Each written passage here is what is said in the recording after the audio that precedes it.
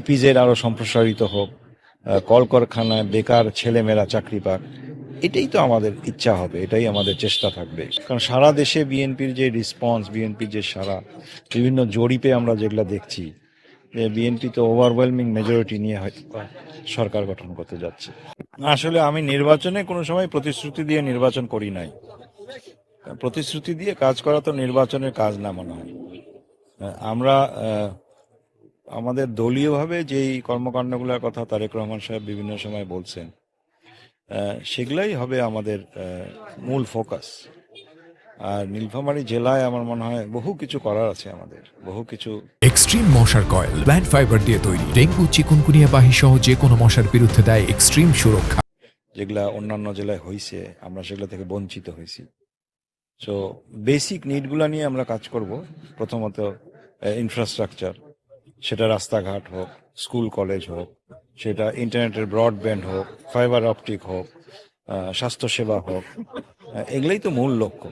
আর আমার বিশেষ খেয়াল আছে যে সাক্ষরতা, নিরক্ষরতা, বা আমরা নীলফামারীকে নিরক্ষর মুক্ত জেলা বানাতে চাই আর কি। হ্যাঁ, আমরা নীলফামারীতে যেহেতু একটা 1000 বেডের হাসপাতাল হইতে যাচ্ছে, সো সেটাকে ঘিরে একটা মেডিকেল সিটি গড়ে উঠুক, সেটাকে সাপোর্ট করার জন্য একটা সিস্টেম গড়ে উঠুক এমনভাবে যেখানে হাজার হাজার নীলফামারীর মানুষ এমপ্লয়েড হবে।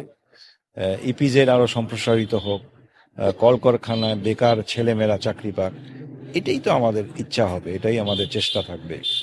নতুন এলাকা আমার জন্য, নতুন বলতে নির্বাচনে নতুন।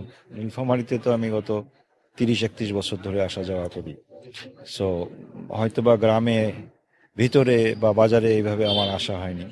মানুষের সাড়া তো আলহামদুলিল্লাহ খুব ভালো, মানুষের খুব পজিটিভ রেসপন্স করছে, খুব ভালো ভালো কথা বলছে। আমাদের দলীয় নেতাকর্মীদের তো এখানে কর্মকাণ্ড দেখা যাচ্ছে যে তারা সংগঠিত আছে। দলীয় বহু নেতাকর্মী জেল জুলুম অত্যাচারের শিকার হয়েছে। আপনারা জানেন এখান থেকে কাছাকাছি একটা খুব হতাশাজনক, খুব দুঃখজনক একটা ঘটনা ঘটেছিল, যেটার জন্য বিএনপির প্রতি মানুষের সিম্প্যাথি আরো বেশি বেড়ে গেছে আমার মনে হয়। সো আমরা আশাবাদী ইনশাআল্লাহ, আল্লাহ যদি তৌফিক দেন, আল্লাহ আমাদের সহায় থাকেন।